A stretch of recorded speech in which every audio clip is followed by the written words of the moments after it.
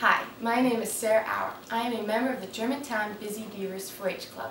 This year, for my 11th and final year in Foods, Nutrition, and Health, I decided to do a Clover Challenge and to participate in the Clover Grant program. My project is gluten intolerance. What grains can you eat?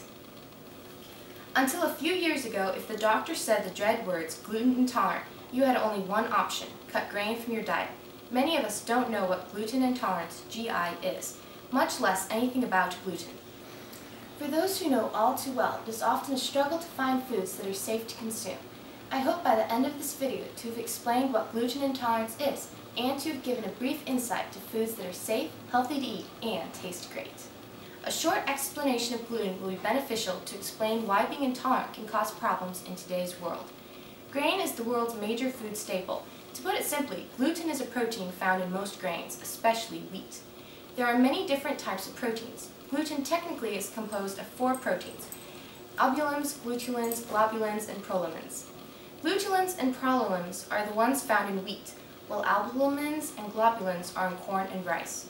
Gluten is short for glutulins and prolamins, both of which are the troublemakers. Gluten is a protein. Why is it so important then? Gluten is what holds bread together, gives dough an elasticity feel, and contributes to the chewiness of our food. Without gluten in our food, our cookies would crumble, our bread would not rise, and our pizza would all be thin crusted. In other words, without gluten, our food wouldn't taste as good. Why are 5 to 10%, some say as many as 30% plus, of people living in the United States of America gluten intolerant?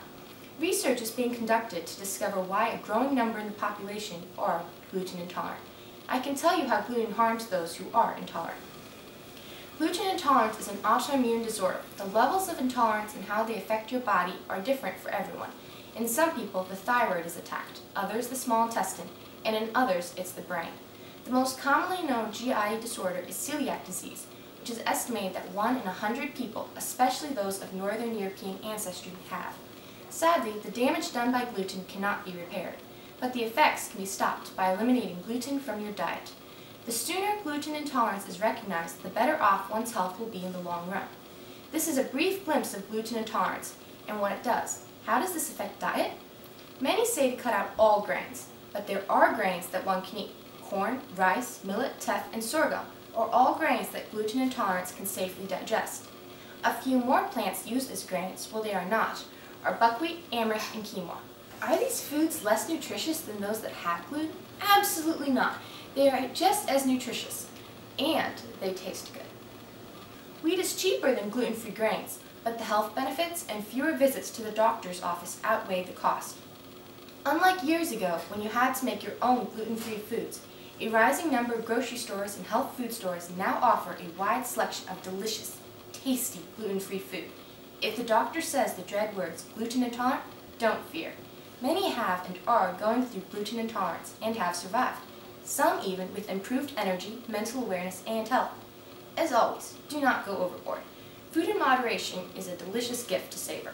So as you can see, there are many alternatives to gluten-full grains. I hope this video has inspired those who have watched it to pursue a healthy lifestyle and educated you about grains that are gluten-free.